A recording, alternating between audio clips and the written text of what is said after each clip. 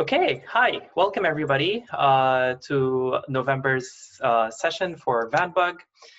So to start things off, I would like to thank our sponsors. So VanBug is sponsored by the BC Bioinformatics graduate program at UBC and Simon Fraser University. VanBug is also sponsored by Genome BC.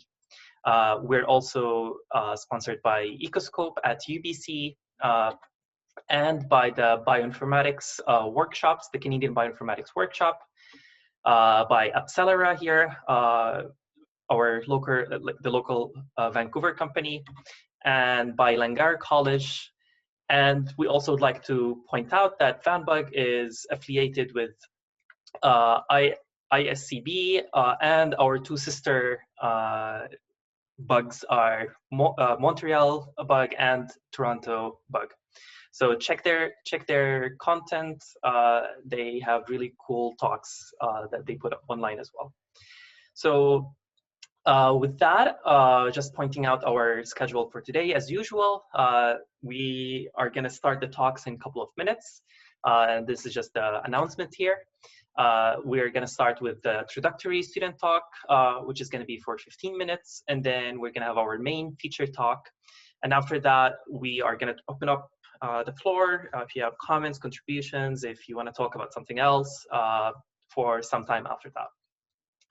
So with that, I would like to introduce our first speaker, who's going to be Jimmy Liu. He is a graduate student at Dr. Williams' lab at UBC and the BC CDC. The presentation, the talk title is going to be High Resolution Characterization of Global Salmonella Subpopulations. And our main speaker today is my honor to introduce Dr. Cara. She's an assistant professor at the Department of Microbiology and Immunology. Dr. Haney joined the department in 2016 as an assistant professor. She is a Canada Research Chair in Microbiology, Canada Research Chair in plant-microbiome interactions.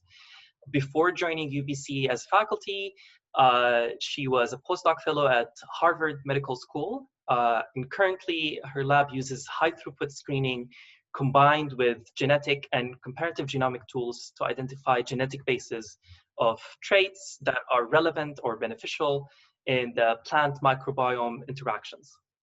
And the focus of her work is on shedding light on the basic mechanism in this host microbiome interactions. This is I'm very happy that she's joining us today. And before we jump into her awesome talk, I'll give the floor to Jimmy. So Jimmy, if you could share your screen and please go ahead. Okay. Let me full screen this. So just before you start, as basic ground rules for questions, if anybody in the audience have a question, please use the raise hand feature or type in the chat. And me and the other co-hosts are gonna moderate the questions and try to integrate them into either throughout the talk or at the end of the talk. So with that, please, Jimmy, go ahead. Okay. So thanks for the introduction. Again, I'm a bioinformatics master's student at UBC, part of Dr. William Zhao's lab. So just going to be talking about my recent work on characterizing global salmonella subpopulations at high resolution. So I want to start off by motivating why we might be interested in doing so. So here's a list of different subtyping methods that currently exist for salmonella. First one being clinical presentation. So simply based on patients' clinical symptoms, we can differentiate between typhoidal and non-typhoidal salmonella.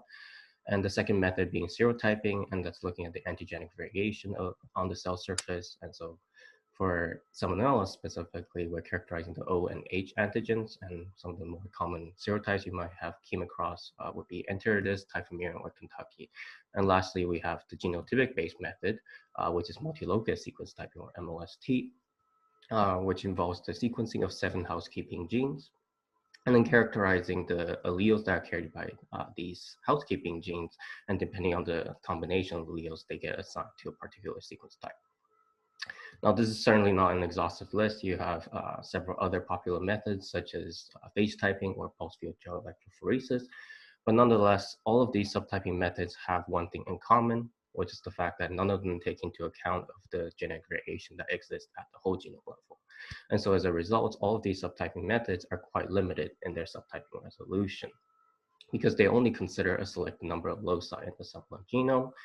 And so as we're moving towards whole genome-based characterization of infectious diseases, we want to start developing a systematic subtyping nomenclature that takes into account of whole genome level variations. And so which is why we want to use whole genome sequencing data to characterize the global salmonella subpopulations, and of course at a higher resolution.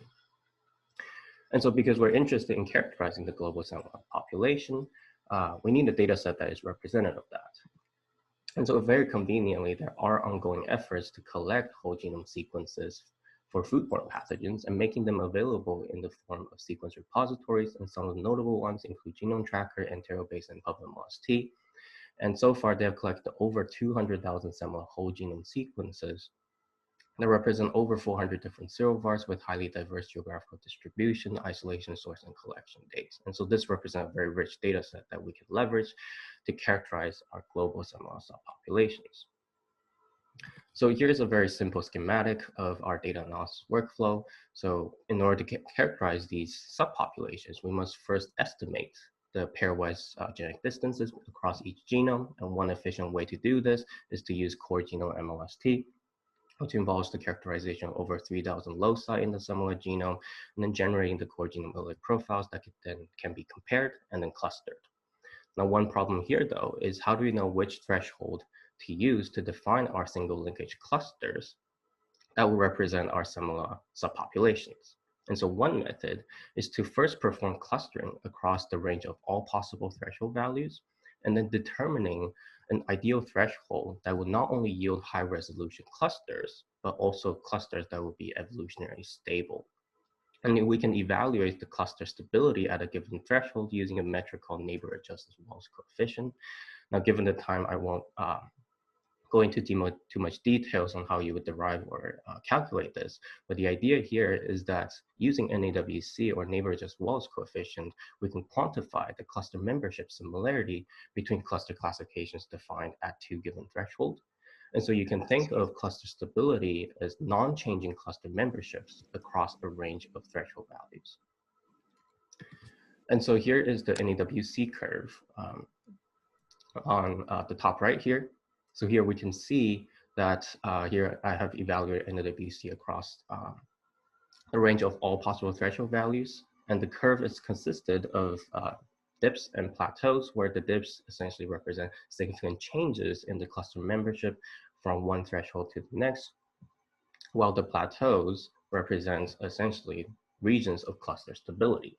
And if you compare the NAWC curve to the Shannon index curve down below here, you can see that regions where there are significant changes in the cluster membership also correspond to significant reduction in the Shannon index as well. Now, if we define a cluster stable region as any region with at least 5 successive NAWC values maintaining above 99%, we in fact identify a set of 43 different cluster stable regions across this NAWC curve.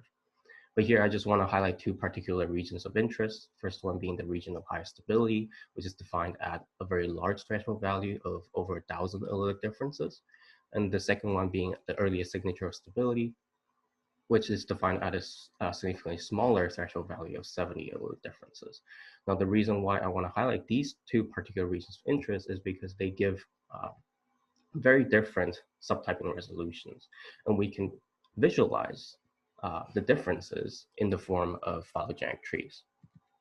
So here is the phylogenetic tree of the entire data set of over 200,000 salmonella whole genome sequences.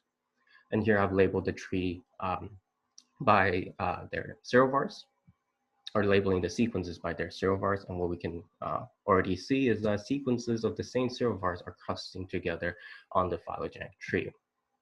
And so you have, as an example here with the Enteritus cluster, Newport cluster, and the Typhlomeron cluster.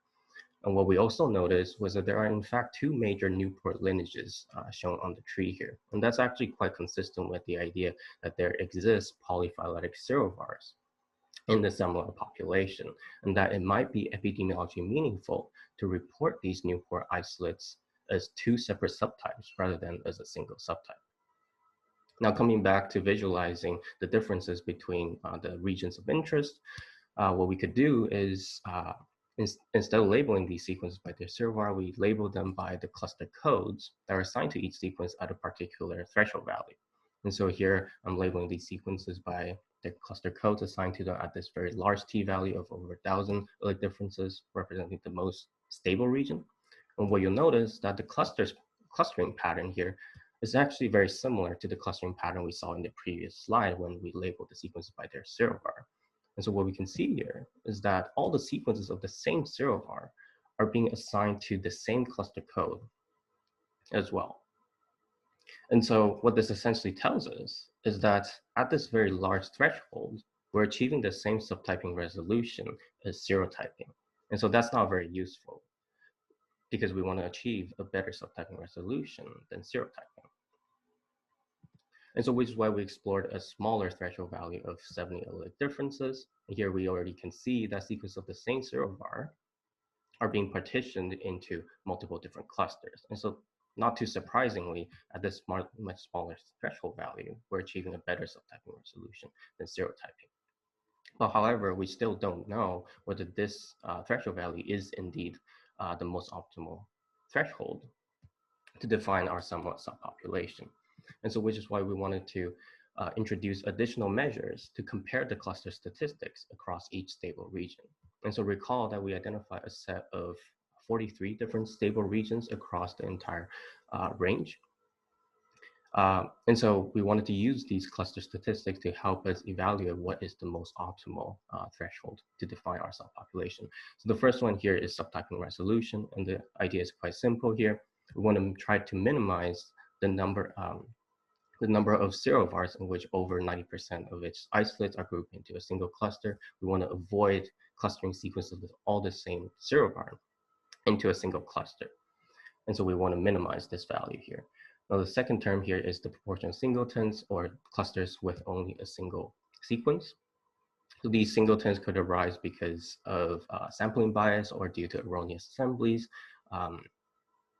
which contain perhaps sequencing errors or misassemblies.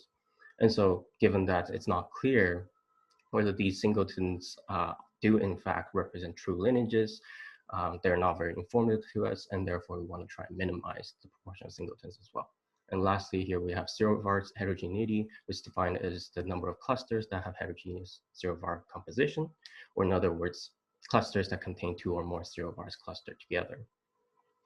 And so given that we want to minimize all these measures, we can simply define an additive function that accounts for all three of these measures represented by this purple curve here, and identify the global minimum of this function to determine the most optimal threshold to define our subpopulation, and which we found to occur at 195 allelic differences.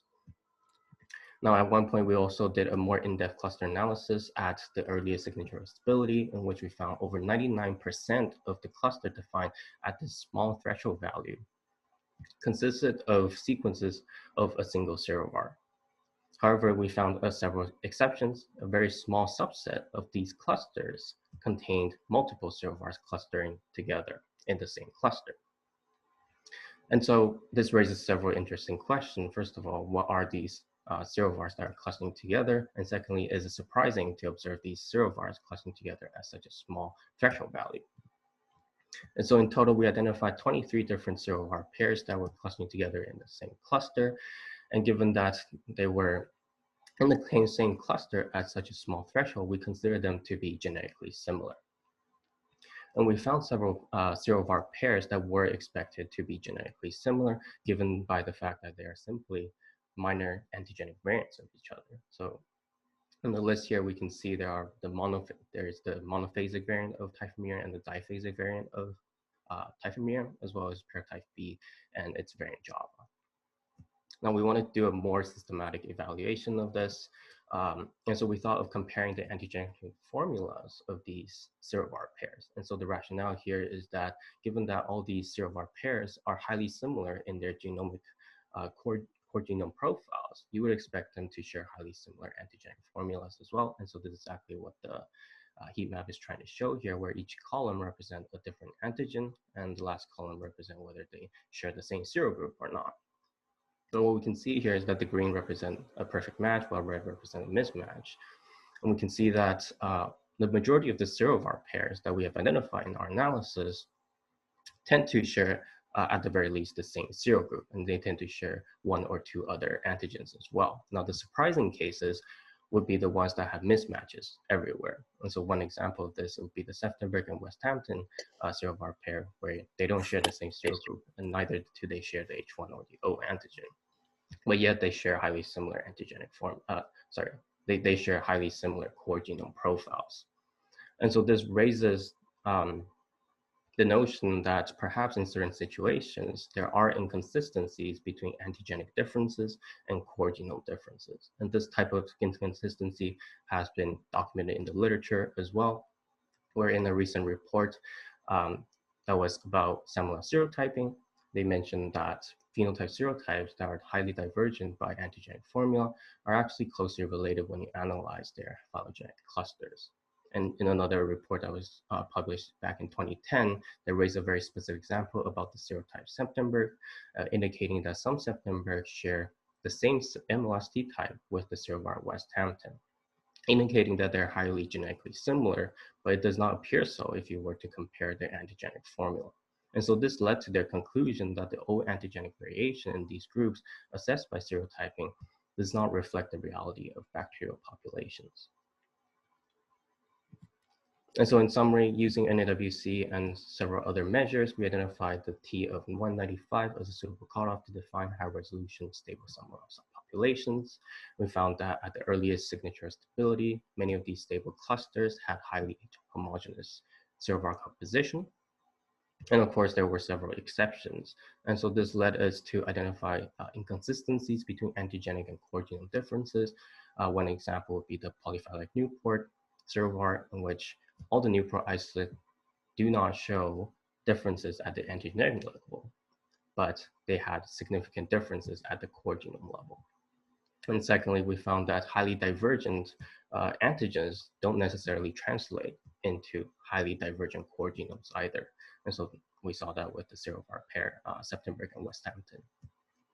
And so I just want to thank some of our lab members, Shannon, June, and Natalie, for helping out with this SAML work, and as well as Saijar and Insert for funding this SAML project. Thank you. Thanks a lot, Jimmy. And we don't have time to take a lot of questions, so we'll start with Alejandro. I think you have a question. Thank you for the presentation. So my question is maybe a little bit generic, but given the inconsistencies of sometimes between the like antigenic, the serovar classification, and the classification you have now, I was wondering like what differences or how could that impact the applications of a serotyping classification versus this new proposed method? So basically, what we're trying to say is that serotyping may not necessarily give you epidemiologically significant subtypes, because you're differentiating these subtypes based on antigenic differences that may not actually impact significant changes at the whole genome level. And so basically you're differentiating between multiple you're differentiating sequences or isolates that are actually, in fact, the same lineage, but into multiple different subtypes.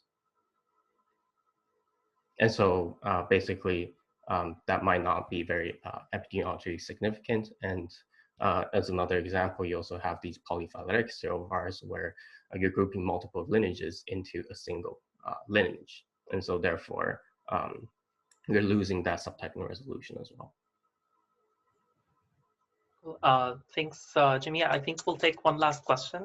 So from the chat, we have Brandon asking, how could this method benefit from long-read sequencing, where large pieces of genomes could be used without the problem of misassembly?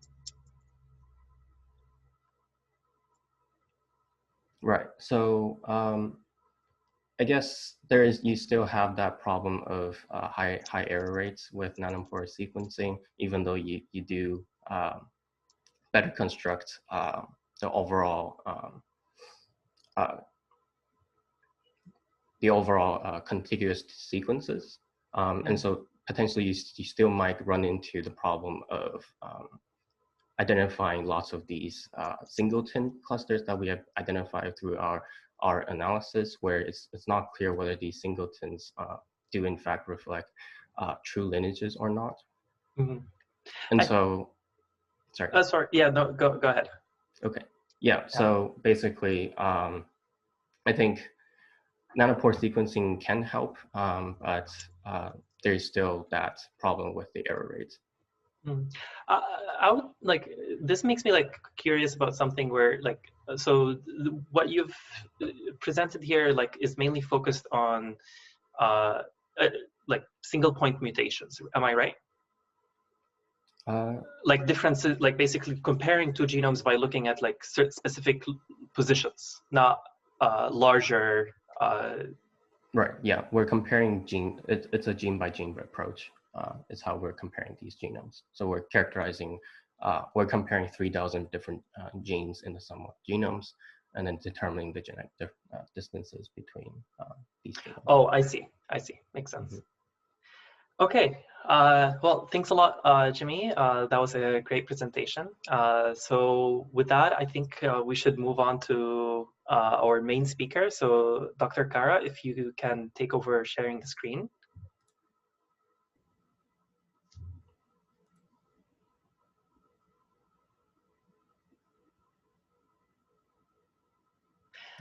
Yeah, and believe you don't mind taking questions throughout. So I guess if somebody has a question at any point in the presentation, raise your hand or ask ahead, and hopefully it's gonna work out fine.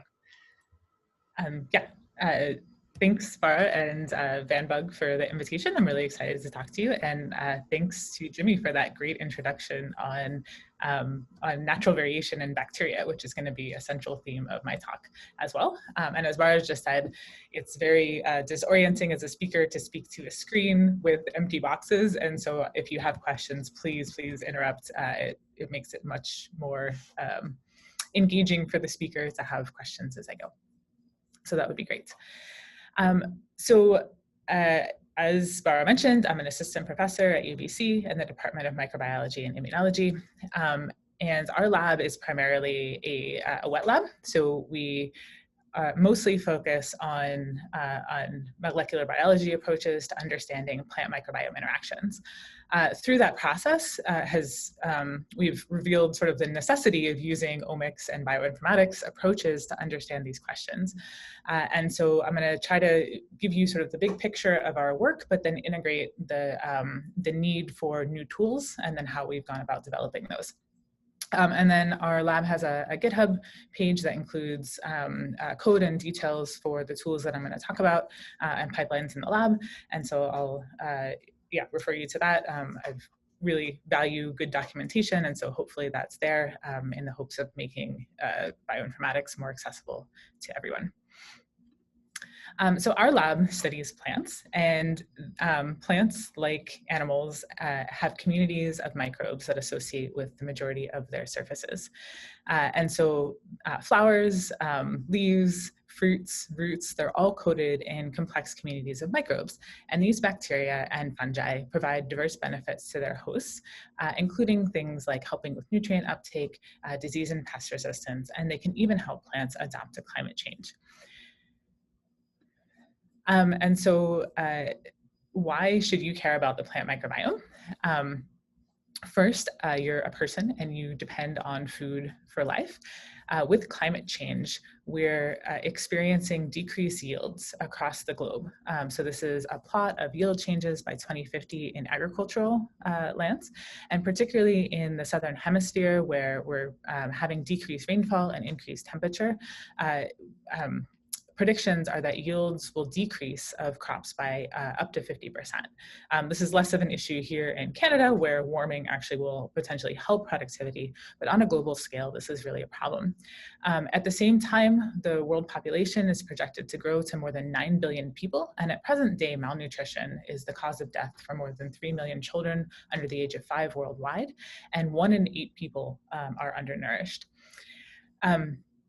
So microbes can actually provide a rapid and sustainable alternative to pesticides and fertilizer. And so microbes, because they can help plants with nutrient uptake and they can help protect plants from pests, they have the potential to actually reduce the need of these fertilizers and also provide a rapid solution to emergent problems. The second reason is that the plant microbiome has a lot of parallels to other host-associated microbiota, including the mouse gut. So as I mentioned, these microbes help their hosts with nutrient uptake and pathogen protection, very much like the animal microbiome helps our gut microbiota can protect us from things like salmonella. And so we hope that by studying the plant microbiome, we can reveal conserved themes in host microbiome association. So how is it that as a host, you shape your microbiome into a community that's beneficial and avoid being parasitized? We know that confronted with similar challenges and given the same molecular toolbox, plants and animals independently have evolved similar solutions. A classic example of this is in innate immunity, where plants and animals actually independently evolved to recognize things like bacterial flagellin or LPS, as you've just heard about. And trigger a plant immune response. And interestingly, bacteria have evolved similar ways of evading these host immune responses. And so you just heard about the O antigen in salmonella. The O antigen in many plant-associated bacteria is also essential for evading immune recognition. And so by studying the mechanisms by which bacteria suppress and evade and tolerate a host immune system to go on to establish a microbiome, we hope this can inform many host-associated microbiome systems. So I'm going to introduce the system that we're using and then move into the genomics approaches that we're using in the lab. We focus on the below ground community of microbes. So this is an incredibly complex microbial community associated with plant roots. So soil is one of the most complex environments in terms of microbial diversity on the planet. Per gram of soil, there can be 1 million different bacteria, and each of these bacteria can be unique. So you can have 1 million different bacteria based on metrics like 16S sequencing in a single gram of soil. Plants can actually select for and exclude subsets of these microbes. So the plant rhizosphere has about 100 times more bacteria than a gram of soil. And this is because plants fix carbon, they're photosynthetic. And so the soil is enriched in, the soil around the plant, the rhizosphere, is enriched in carbon. And so this is a good environment for microbes if they can compete. However, the diversity is quite reduced compared to soil, and this is because many bacteria can't compete in this environment. They can't tolerate the host immune system, and they haven't evolved to use the complex carbon sources produced by the plants. A great thing about the plant microbiome is that we know that single strains of bacteria are sufficient to confer benefits. So unlike many other systems where it's a community effect or eubiosis, sort of a normal microbiome community that's associated with health, in plants we know single bacterial taxa that can do things like promote plant growth or help with nutrient uptake. And many of these are actually model bacteria. So things like Pseudomonas and Bacillus and Streptomyces that have been studied for things like biofilm formation or spore formation or antibiotic production are naturally associated with plants. And so this gives us genetic tools to study plant microbiome interactions. Our lab's favorite bacteria is Pseudomonas fluorescens. It gets its name because it makes a fluorescent pigment under iron-limiting conditions. So if you plate it under iron-limiting conditions, you get these fluorescent colonies with fluorescent halos, and that's where it gets its names. We study its association with the model plant Arabidopsis. This is the fruit fly of the plant world. It has a short life cycle, small genome, and many genetic tools available to study how it associates with its microbiota. Pseudomonas is enriched in the plant rhizosphere, so usually 100 to 1,000 times relative to bulk soil. It's known to be beneficial, so it can promote plant growth and protect from pathogens, and it's genetically tractable. So it grows just like E. coli, it grows overnight, it takes just a few weeks to make a mutant, and there are thousands of sequenced genomes in publicly available databases. A fascinating thing about Pseudomonas that I'm going to talk extensively about is that its function can't be inferred from 16S ribosomal RNA or from taxonomy. And so similarly to how you just heard that very closely related strains of Salmonella actually vary in important traits when you're thinking about their pathogenesis, we see the same thing for Pseudomonas. And so if you see Pseudomonas is there, you can't tell what it's doing. And that makes this a really interesting system to use genomics to get at the genetic, genomic, and molecular basis of how these bacteria provide benefits to their host. So this is a phylogenetic tree of Pseudomonas, and you're going to see a lot of these. These trees are all made with concatenated core genome sequences. So we use genes that are conserved across all Pseudomonas. And you may be most familiar with Pseudomonas aeruginosa, which are human and animal pathogens, down here at the bottom. There's also virulent and agronomically important plant pathogens in this genus, Pseudomonas syringae, which are up here. And then my lab mostly studies beneficial plant and free living, and they can also be animal associated Pseudomonas fluorescens group. So these are up here, although we're quite interested in how host association might transcend these different species. So all of these groups, whether they're plant associated or animal associated, can associate with eukaryotes. And so we're interested in how parts of the core genome might drive host association in Pseudomonas. Today I'm going to just talk about Pseudomonas fluorescens. And I want to point out a couple things, and that is, I guess, first, how variable the genome really is in these organisms. So these pie charts at the base of each node in this tree represent the core part of the genome. So the green is the part, the fraction of the genome that is shared between all strains in that clade. And then the gray part is the variable portion of the genome, so the accessory genome for this group of bacteria. And so if you look at the base of Pseudomonas fluorescens here, you can see that actually 50% of the genome is variable between these different strains of bacteria. And so that's a huge amount of natural variation in these strains that could explain the functional differences between different Pseudomonas strains. And so, question, sorry. Is this measured at the level of gene, like the proportions? Yeah, this is presence absence. So this is the number of genes Pseudomonas has, around 6,000 genes. And so, for instance, at this node here, this would be about 3,000 genes that are shared, and then 3,000 genes that are variable between different strains. And so even at these like very closely related strains, you can see that maybe like 10%, so you might even have 300 genes that are different, that are present in one of these strains and absent in the other. But the set of the 6,000 genes as a type, it's like present in all of them, but some of them are variable between different strains, if I understand this correctly. So there's the core genome, which are present in all the strains, and then the variable portion of the genome or the accessory genome, which are unique to a subset of the strains. As you zoom out in the clade, the core genome gets smaller and the accessory genome gets bigger. So you can see the pie charts get smaller. So here this is showing not all Pseudomonas, but just Pseudomonas within, within a given node on the tree. If you zoom out, I guess this would be the most basal one here. It looks like only about a third of the genome is core and common to all Pseudomonas, at least on this tree. And then 2/3 of the genome is part of the accessory genome. Makes sense. Thanks. So within Pseudomonas fluorescens, there's a huge amount of natural variation in phenotypes. So within what we would call a single OTU, so just that blue box that I showed of Pseudomonas fluorescens, these are 97% identical by their full-length 16S, we see a huge variation in effects on plants. So not all strains do all of these things.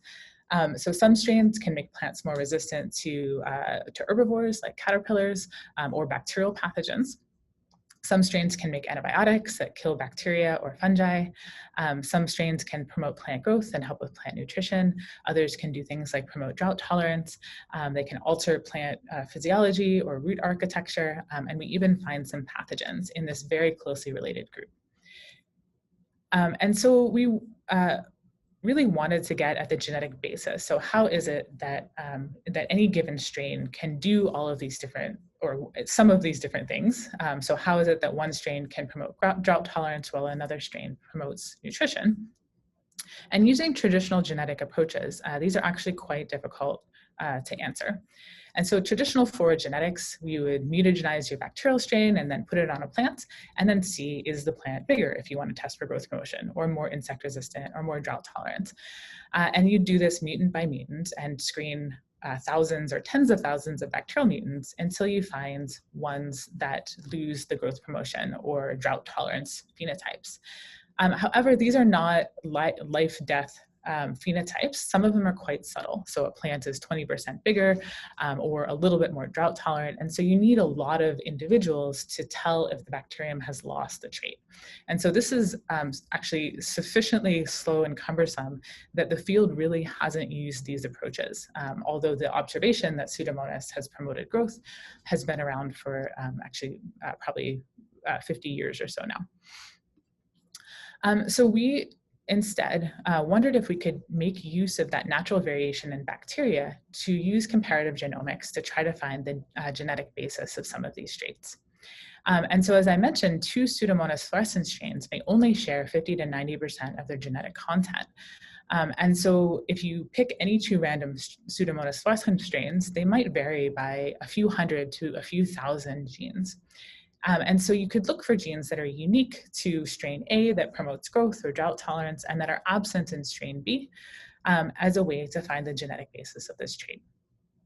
They're so variable that if you only do this with two strains, it's not going to help very much because it could be any one of hundreds or thousands of genes. And so necessarily you have to use many genomes to do this. But it turns out that you don't need thousands or tens of thousands of genomes as you would with a mutant screen, that you can do this with even just in a few cases, less than half a dozen strains. And so the first story I'm going to tell you is the work of a postdoc, a former postdoc in the lab, Ryan Melnick. And he developed a comparative genomics pipeline that we've published, and the code is available on our GitHub. And that was to use comparative genomics to find the basis of some of these beneficial traits.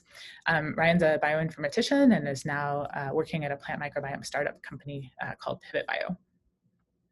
And so Ryan wanted to ask sort of a simple question in this field of what's the genetic basis of growth promotion? So we know this strain here within our 97% identical group of Pseudomonas fluorescens promotes plant growth. Why does it promote plant growth? And rather than doing a mutant screen with this strain, can we actually start looking at the closest relatives, which even this very closely related strain here that is, I think there's like one SNP in the 16S, so it's very closely related. Does this one also promote growth? And then how far away can we get before we lose this traits? And then can we use that natural variation to find the basis of this phenotype?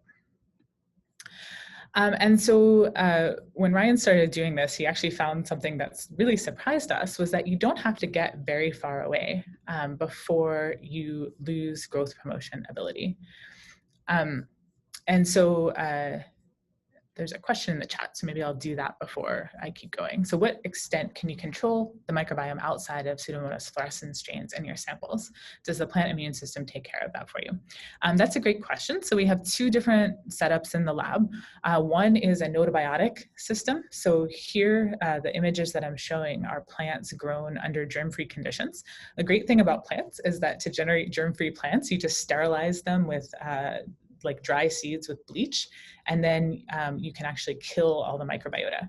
Sometimes there's microbes inside the seed, but we can use like a chlorine gas sterilization and generate completely germ-free plants.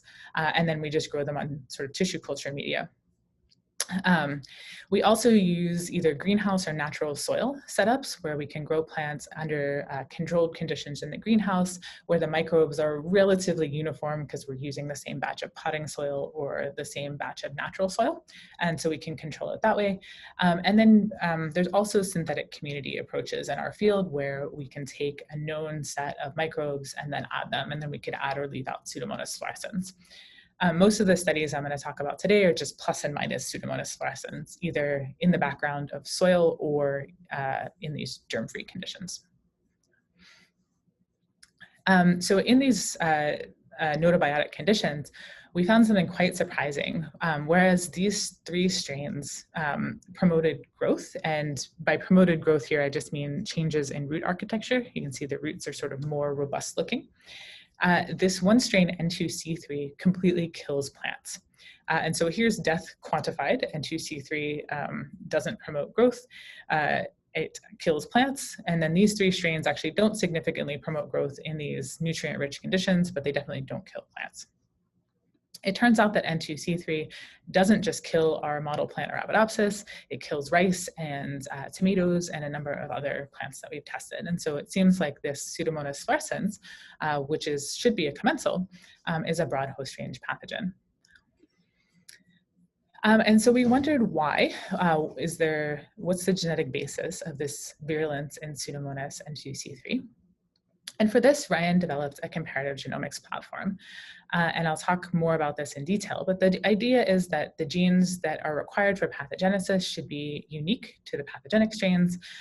Genes required for commensalism should be unique to the commensal strains, or it could just be that the pathogens lack the genes for commensalism or the commensals lack the genes for pathogenesis. It's possible too. And so we wanted to have a fast and efficient way to do this. And so Ryan developed an approach that is, so this problem of comparing all by all genomes is exponentially difficult with bacteria. So every time you add a new genome, if you want to compare it to all the other bacterial genomes, that is exponentially computationally difficult.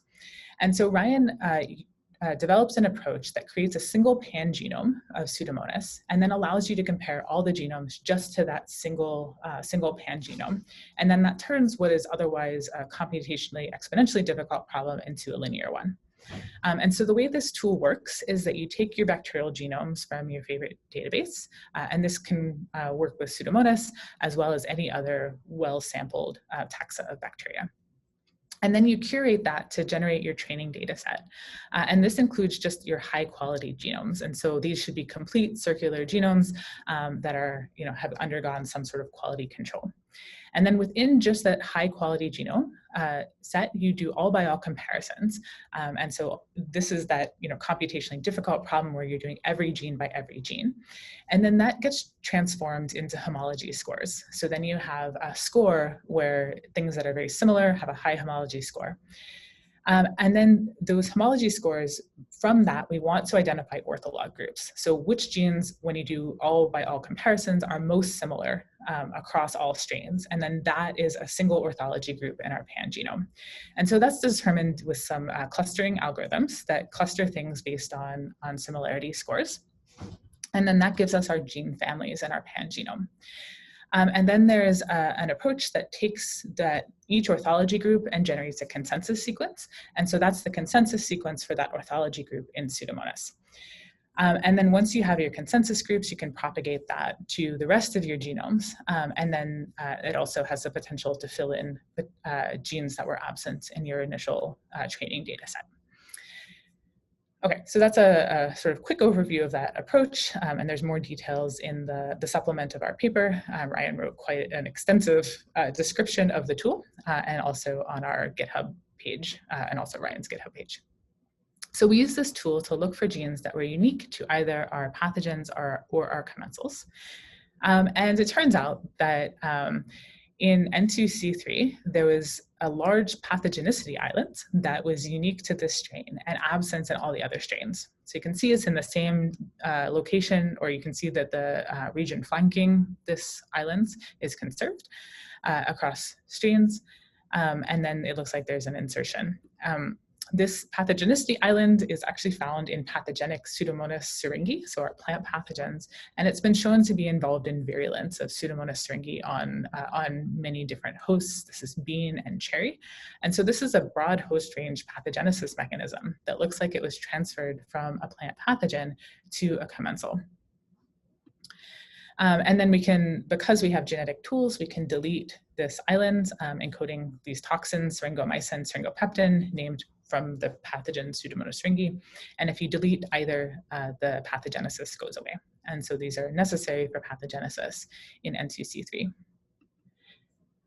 It turns out that although this island was reported in the literature for Pseudomonas syringae, which is up here, it's actually present in other described pathogens with an unknown virulence mechanism. And so that includes some of these generalist pathogens, the Pseudomonas fuscovaginae and Pseudomonas corrugata, which are generalist pathogens of plants.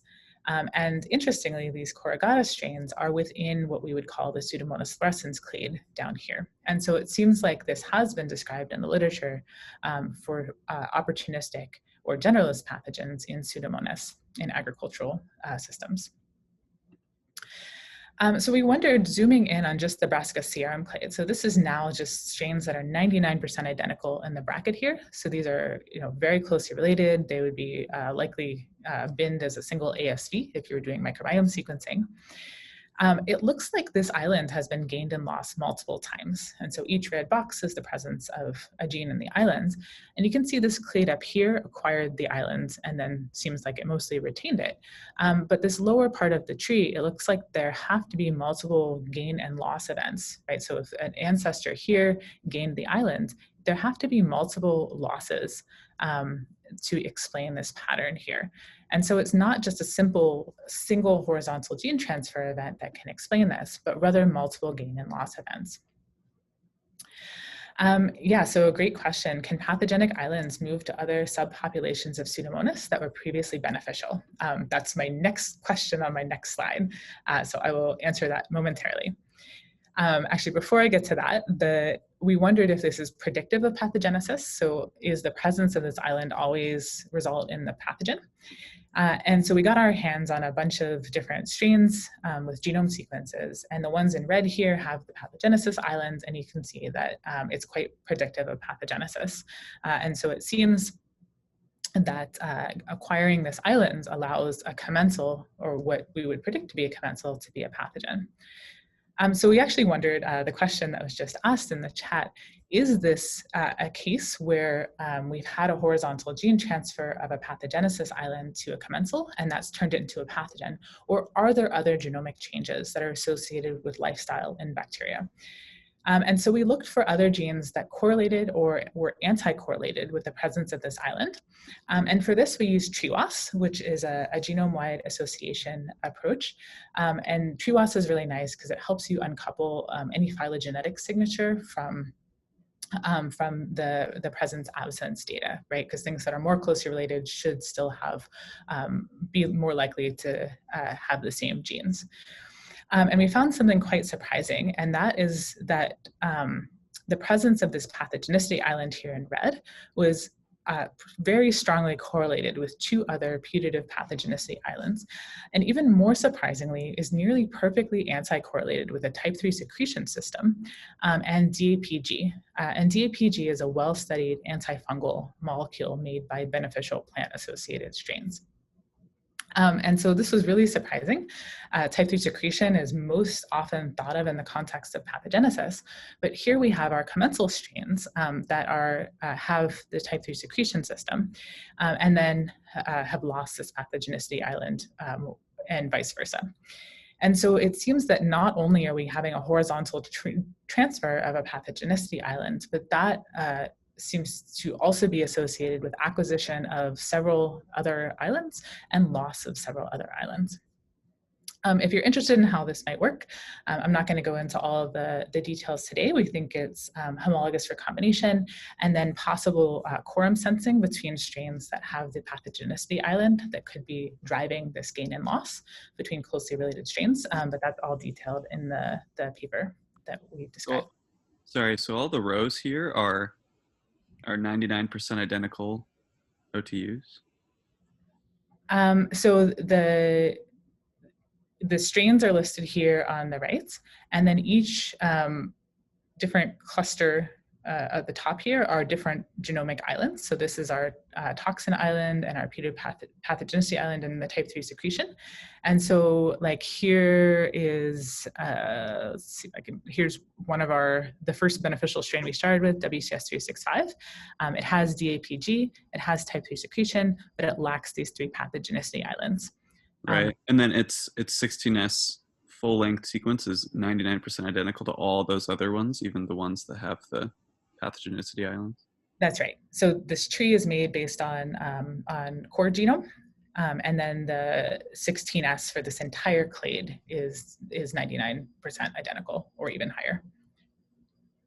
Yeah, so that was incredibly surprising to us how these very closely related strains are varying not just in presence absence of genes, but presence absence of genes that can drive really dramatic differences in lifestyle. I think, Cara, there's a lost question up by Christine Yang. This tool developed based on entire Pseudomonas class, right? Is that correct?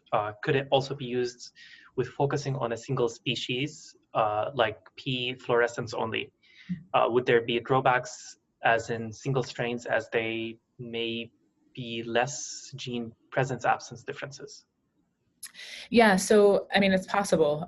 We're relying on whole genome sequencing for these sorts of studies now, because even if you know, like even if you could resolve a tree based on ASV, that wouldn't tell you whether it has these islands or not, because you can, there are cases here, and I can't remember exactly which one, where the 16S is identical, and yet we have differences in the presence absence of these islands.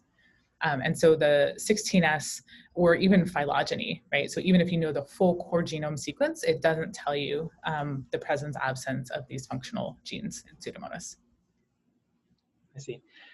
There's also another question from Evan. It's the last question in the chat. Oh, sorry. Has your group done wait, am I? Yeah, I think that's the one I just answered.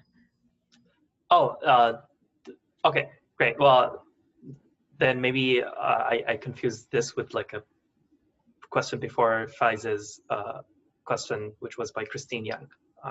That's the one, right? But that's fine. Yeah, did I miss? Oh, yeah, I did miss one from Christine here. The tool developed based on the entire Pseudomonas class, right? Could it also be used focusing on single species like Pseudomonas fluorescens only? Would there be any drawbacks?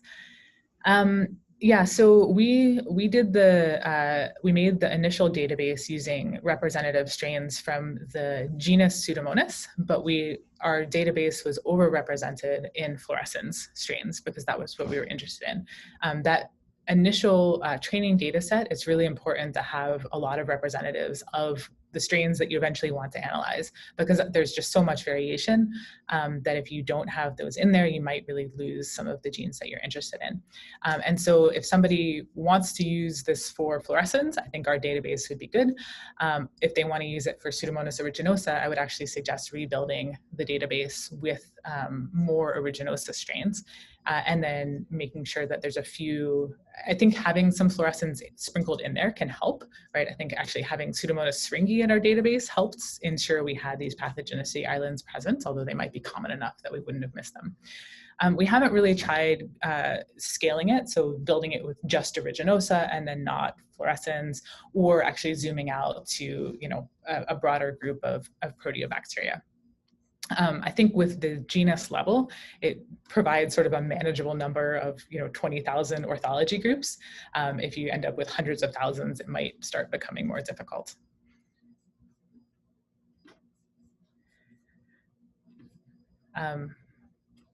Yeah, so we were really surprised that like within these very closely related groups of bacteria, we have what looks like 2 genomic solutions for plants and fungal association. I didn't actually mention the fungal part of it, but we have one solution where we have this lipopeptide pathogenicity island, and this is actually known to be toxic for fungi as well as plants. And so this allows Pseudomonas to be virulent or pathogens on plants and fungi. And then we have this commensalism setup where we have a type 3 secretion island, which here is associated with commensalism on plants, as well as DAPG, which is a known toxin for fungi. And these are always located in the same place in the genome, so you always have the same flanking regions associated with the presence of these islands. And for me, this experience really underscored how just the presence of a strain, even Pseudomonas fluorescens, can mean really different things without actually, studying those individual strains. So I'm going to switch gears for the last couple minutes and talk about another, well, not totally switch gears, still comparative genomics, but another phenotype. Are there more questions about this initial part of the talk or the comparative genomics platform? Okay, well, feel free to jump in as I go. So I want to talk about some of these other phenotypes because, the growth promotion actually and the pathogenicity are relatively straightforward. Some of these other phenotypes are more complex. And so I want to turn to this pathogen resistance and susceptibility. And this is a phenotype that has been really recalcitrant to study in the field because it's quite labor intensive to study. And it's a case where you add bacteria to the roots of plants and then you measure disease resistance in their leaves. And what the bacteria are doing is modulating the plant immune system. And so these can be really difficult to uncover, why the bacteria are affecting plant immunity. And so this phenotype this is sort of an overview of this phenotype. So we add Pseudomonas fluorescens, our beneficial strains, to the roots, and then you can challenge leaves with a pathogen and see how Pseudomonas affects plant immunity.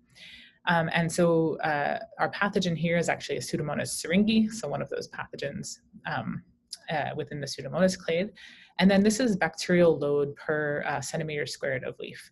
And so if you just water plants with buffer, and these are soil-grown plants in greenhouse soil, you get about 10 to the 7th, 3 times 10 to the 7th bacteria per centimeter squared of leaf. And if you treat plants with some strains of Pseudomonas, they become more resistant. And then other strains result in plants being more susceptible. And we know that these are by modulating the plant immune system, and they're dependent on plant immunity and plant hormone signaling. But we really wanted to know, what is it that these bacteria are doing that make plants more resistant or susceptible to pathogens? And before we got to that, we really wondered how common these phenotypes are. In the literature, there's really only a few descriptions of these, and people tend to study the same few strains. And so one thing my lab started doing was going outside and digging up Arabidopsis plants, isolating Pseudomonas. It's really easy to isolate because it fluoresces, and then testing it for pathogen defenses. And Arabidopsis grows around Vancouver, so it's convenient. We can just go outside and track down our model organism. And so this is the work of actually one of the first undergraduates to join the lab, Paulina Vescovnia, who's now a PhD student at UBC.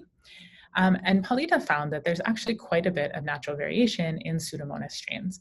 And so the colors here are the relative, or the percent 16S ribosomal RNA identity to this strain here.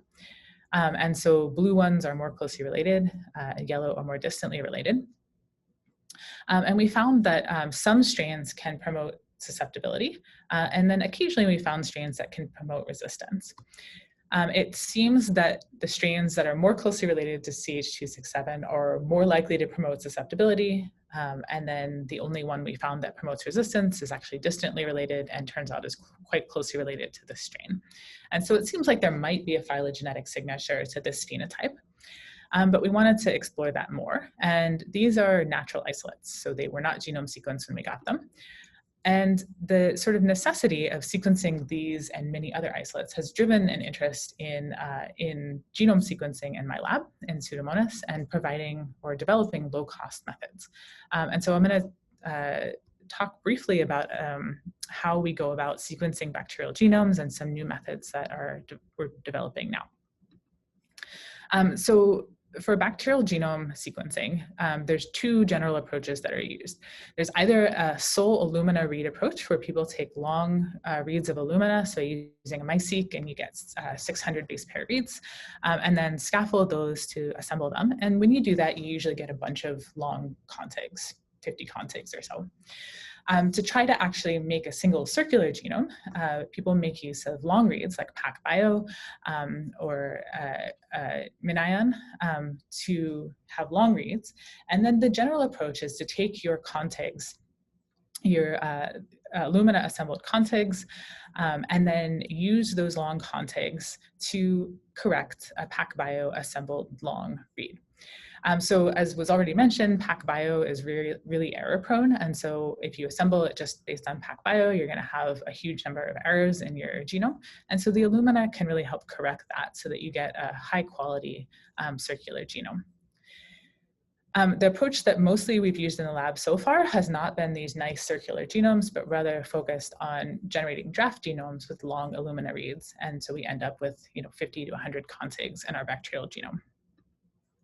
And the reason that, or one of the things that's limited us is the expense of the PacBio, right? It's not like ridiculously expensive, but it can cost several $100s for a bacterial genome.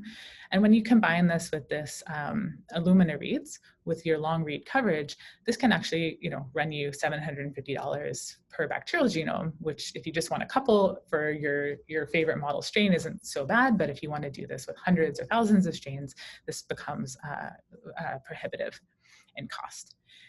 And so a project that's ongoing in the lab from Andrew Wilson that I think is here today, so he can field questions about this, is to try to really reduce the cost without reducing the quality in bacterial genome assembly. And so Andrew has taken or made use of available tools, but just made one simple correction or one simple modification, which is actually just to first correct your long reads. So here we're using MinION. First correct the MinION reads with the Illumina reads. And when you do this, you actually don't need the long Illumina reads to assemble. You can use short Illumina reads. So you can use your HiSeq 75 base pair reads and very low coverage. And so you can outsource the Illumina reads to a company for $150 or even less, because we really need very low coverage, to just correct the MinION reads and then assemble the MinION reads. This is faster because now the MinION reads don't have all the errors that can slow down assembly, and you need less coverage of Illumina. And so our current estimates are that this could be less than $250 per genome, and we're currently going through benchmarking this compared to other approaches. And so this isn't published yet and is ongoing, and so yeah, it would be great to have feedback on that. Okay, so that hasn't been used so far, but the interest in going and isolating new strains and then having access to their genomes has really driven this sort of approaches in my lab. And then more generally, just making genomic data more available. If we can reduce costs to $200 for a really nice bacterial genome, then this becomes something that you can take into classrooms and have students work together in groups of 4, go isolate a bacterial strain, sequence its genome, and then assemble a nice complete genome as a part of a course. And it also makes it more accessible to other labs. Okay, so we sequenced the genome of a lot of these strains that we'd gone out and isolated from wild Arabidopsis. And then we plotted the phenotypes, whether they induce systemic susceptibility, resistance, or neither, against the tree. And so things that induce systemic susceptibility are blue, and resistance are orange, and then no effect is yellow, and then things in gray are things that we didn't test. And we found, sort of like the pathogenesis study, that there was a closely related strain here, this PF01, which actually turns out is a model lab strain that's widely used for Pseudomonas fluorescens. It's very closely related to some of these strains that make plants more susceptible to pathogens, but it has no effect on plant plant immunity. And so we wondered if we could use this clade here to do comparative genomics, and this would allow us to separate phylogeny from presence absence of genes. And so we used the same platform to look for genes that were absent in PFO1 and also some more distantly related strains that induce systemic resistance, but present in these strains that make plants more susceptible. And so using the same comparative genomics tool, we found actually only one locus that was unique to the strains that make plants more susceptible to pathogens, these induced systemic susceptibility strains. And so the locus is here in these strains that induce systemic susceptibility. It's absent in PFO1, and it's absent in WCS417, which is a strain that makes plants more resistant. And this is the genomic location in Pseudomonas fluorescens PFO1 versus CH267. And so again, because Pseudomonas, we have genetic tools available, we can go in and delete genes in this locus and test whether it's necessary for ISS. Before I get to that, I want to show that actually the presence of the locus can predict the outcome for induced systemic susceptibility. And so we found it using just a subset of the strains down at the bottom of the tree here, but it turns out that the presence of this ISS locus predicts whether strains induce systemic susceptibility or not, even in this very distantly related PF5. And so it looks like the locus at least correlates with the phenotype. And then Paulina, shown here in Pseudomonas aeruginosa, one of my favorite lab portraits. She deleted one gene in the locus or the entire locus and found that both were necessary for increasing susceptibility to pathogens. And then this is just in two different bacterial genetic backgrounds. And so the locus is necessary for induced systemic susceptibility. We actually were wondering how common is this? Is this present in other plant-associated strains or other host-associated strains? And it turns out that there is part of the locus that was duplicated in the same genome. So there's actually 2 copies of part of the locus in most Pseudomonas fluorescens strains. And this part of the locus is actually found even in some animal pathogens. And in Francisella, this has been implicated in virulence. And so we were wondering if this could contribute to host association in addition to affecting plant immunity. And we found that deleting this gene, which is in this part of the locus here, while it resulted in loss of modulation of plant immunity, it doesn't affect colonization of plants. However, deletion of the entire cluster results in poor colonization of plants, suggesting that this part of the locus might be involved in host association or plant colonization, whereas just this part might be involved in modulating plant immunity. And so we're currently investigating the roles of individual genes in these phenotypes. Okay, so I've told you 2 stories now about how we use natural variation in Pseudomonas to find the genetic and genomic basis of how closely related bacteria have really different effects on plant health. And this has become a workhorse for the lab. And so we have a number of other projects in the lab that we're really interested in uncovering the genetic basis of. And so I told you about pathogen resistance and susceptibility and evolution of pathogenesis. And then we have a project looking at how Pseudomonas can actually kill or colonize insect guts. So Pseudomonas fluorescens on plants can colonize insects. And there's even Pseudomonas that are components of insect microbiome, including things like C. elegans. And so we're interested in how these genes that are involved in colonization or biocontrol. We're also looking at biocontrol of fungi. So this is important for agriculture. Can we use Pseudomonas to control fungi as well as insect pests? And then it turns out that some of those beneficial strains I told you about can protect from that opportunistic pathogen. And so we're really interested in using comparative genomics to try to find the genetic basis of pathogen protection. So with that, I tried to acknowledge people as I went, but the work that I talked about today was mostly done by Ryan Melnick, a former postdoc, and Paulina, a former undergraduate, and Sarzana helped a lot with the first story. And then the new genome assembly tool is in development by Andrew Wilson. And I'd be happy to take more questions. Thanks a lot, Dr. Cara. That was a great presentation. I think I have a question that is maybe a bit like step back of how do you how do you see this downstream application could be like? So if now how could it basically be applied in like agricultural settings, maybe 10 years down the line? Yeah, so there's a few different aspects or parts of that, and a few different things we're interested in for agriculture. So some of it is predicting whether a community is going to be beneficial or not. And currently, right, people go and sequence 16S and they see that there's Pseudomonas fluorescens there, but that doesn't tell you what is important. Mm-hmm. And so we really like to find marker genes that you could, when you do metagenomic sequencing, that you could look through and say, oh, actually, there's this syringomycin island there, and that might be problematic, even though there's Pseudomonas fluorescens. Beyond that, we're really interested in understanding what drives host adaptation and association, as well as these accessory phenotypes. So a strain that can kill fungi on tomatoes might not be able to kill fungi on wheat. And so we really want to understand what allows a strain to colonize wheat, and then what allows them to kill fungi. And so then the idea is if we have a marker that tells you that this gene or island is important for biocontrol of fungi, then we could go isolate a wheat-associated strain and find a strain that has that marker in it. And so it could actually allow you to do sort of designer microbiomics where you're finding strains that are adapted to specific soils or specific hosts.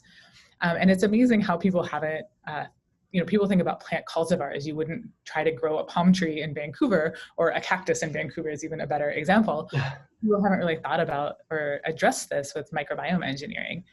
That if you take a microbe that was isolated on cotton fields in the southern United States, it might not do so well in Vancouver. Mm-hmm. So trying to understand, host adaptation as well as functional readouts, we hope that can facilitate sort of marker-assisted selection of microbiomes. But what sort of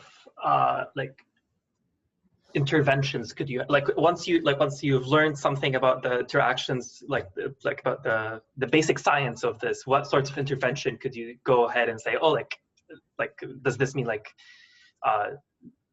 this field is better to grow in than this field, so shifting farming practices or something like this?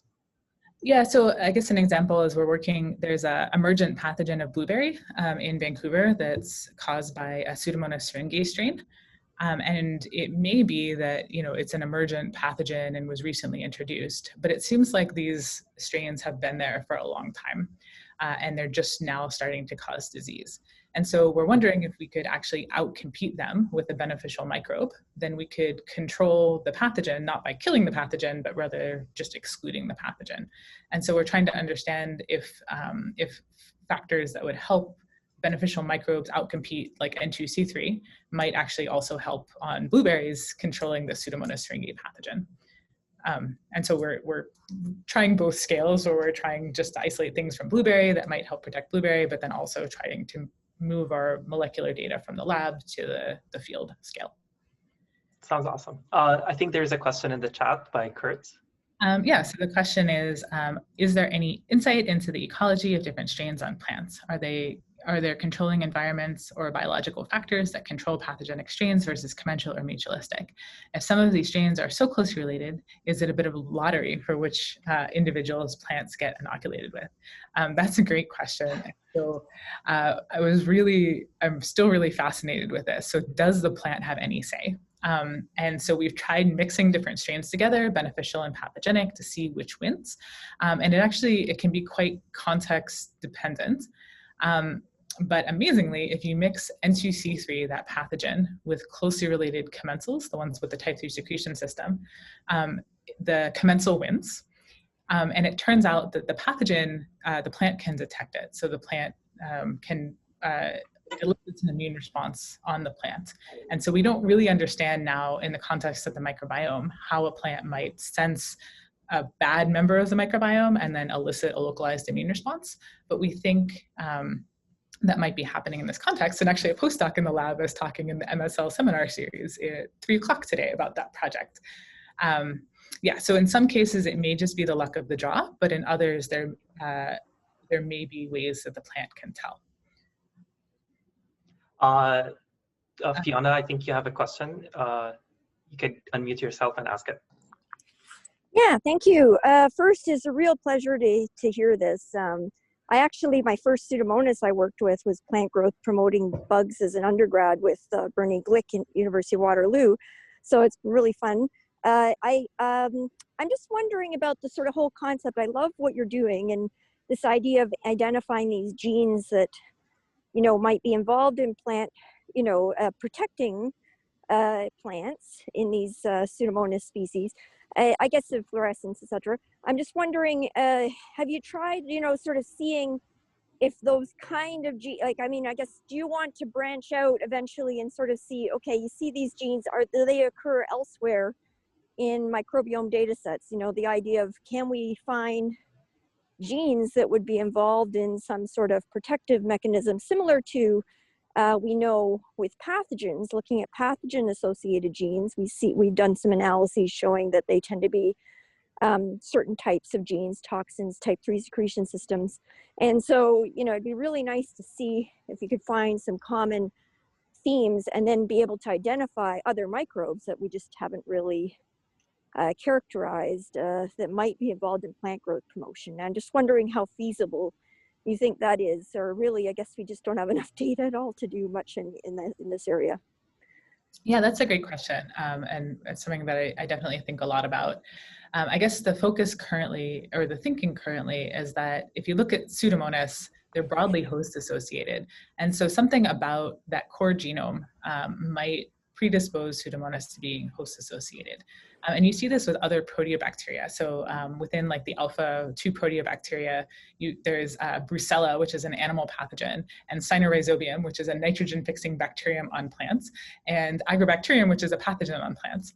And they're different families of bacteria, but they're all host associated. And so it seems like it's components of the core genome that are shared across all of those strains that are driving host association. But then the adaptation to specific hosts, whether it's plants and a pathogen or a mutualist, are more recently evolved. However, components of the accessory genome might be horizontally transferred across quite distantly related strains, or through convergent evolution, you might end up with a toxin that has a similar phenotype.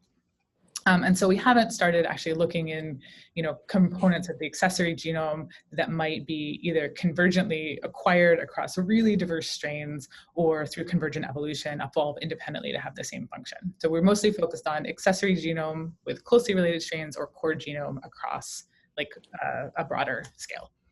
Yeah, no, appreciate that. And I just think, this whole idea of identifying other microbes, because I think you're very right that there's this issue of being able to have a microbe work in one climatic zone versus another is going to be problematic, and we tend to be trying to come up with these concepts of microbial therapies for whatever, including for a variety of kinds of applications, from wastewater treatment and stuff. But I think we have to be very careful to think about how microbes are sort of optimized for different conditions. But yeah, thank you so much. Thanks for the question. I think we have another question from Kurt, which is basically about min-ion reads, because he's saying that they're getting better and better. Do you think that we still need to use Illumina reads to correct them? Isn't it enough to increase the depth of the min-ion or Oxford nanopore reads? And I guess, does that make sense also from like cost-wise? Yeah, absolutely. I haven't done the sort of cost-benefit analysis. I saw somebody recently posted on Twitter that they were getting 1% error rate with their nanopore reads, and so that's exciting. And so maybe we won't need Illumina to correct at some point, right? As long as you have enough coverage, then you can just bioinformatically correct the errors when you're down to hopefully 1%. I don't know quite where that threshold is, but yeah, I think that will be interesting going forward. I'm going to chime in here for a second because I've been doing a lot of this. And I have noticed that with about 20 times coverage of nanopore reads, we can get fairly close genome assemblies. They're circularized and everything, but they do often have some, I guess, larger scale errors. And so it's things like, one region will be copied twice because of the repeats. And so, and that doesn't show up after doing the correction. So I think that we're getting there. And probably in the next 5 to 10 years, you won't need to do any correction at all. And everyone's just going to be using nanopore sequencing for everything. But we're not quite there. There's another question for you, Andrew. Yeah. The question is, I noticed you recommended using raccoon in the pipeline in your slides. I was wondering how many rounds of polishing has worked for you? I haven't played around with that parameter too much, and that's something that I'm working on. But yeah, I just even after 1 or 2 rounds, I can get something that's very similar to the reference genome that we have sequenced a few strains that have reference genomes, and I can get very close to the reference genome with just 1 or 2 rounds of polishing. Even without polishing, it's pretty good. I think it just depends on your data. I have a question about something that you mentioned in the very early part of your talk, which is about, I think if I remember this correctly, you mentioned how these strains, their effect is pretty much is more isolated when it comes to the plants and not complicated by a community effect. I guess how generalizable is this? Is this something that is general to most microbial communities in plants, or is this specific to the strains that you're studying? And how do we know this? Sorry, can you repeat the first part of the question? I think I started reading something in the chat and I missed the very beginning. Oh, I was saying, you've mentioned early in the talk that we can study the effect of these individual strains because their effect does not depend on the community effect, which I think you mentioned is the case in plants, but not, I think, in other like animals, for example. So how do we know this? Yeah. So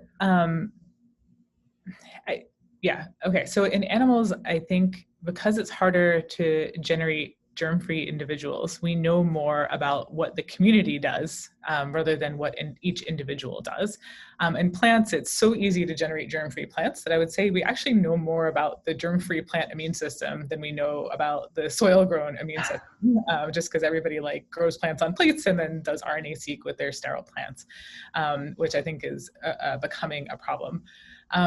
And so I don't know at this point. The way I look at it is sort of trying to listen, if the microbiome is a symphony and you have 50 different instruments, if you listen to what one individual is doing, it gives you their melody or contribution to the harmony, but it doesn't tell you the piece of the whole. And then how it changes when one individual is playing by themselves versus with the group, we also don't entirely know. But my hope is that, as we can get a better sense of the ecology of these communities, as well as these mechanistic associations, at some point we can bridge and meet in the middle. And so with some things, we do have plant mutants that have altered microbiome communities, and we really try to do this both in these reductionist germ-free conditions or notobiotic conditions, as well as in natural soil, so we can make sure that we see the same thing in the presence absence of a community. Awesome. Another question in the chat, if I understand correctly from an earlier part of the presentation, there are commensal, pathogenic, and lifestyles in lineages. Can we measure the likelihood of gaining, losing these lifestyles in commensals and pathogenic? Think about that for a moment. So I guess you're asking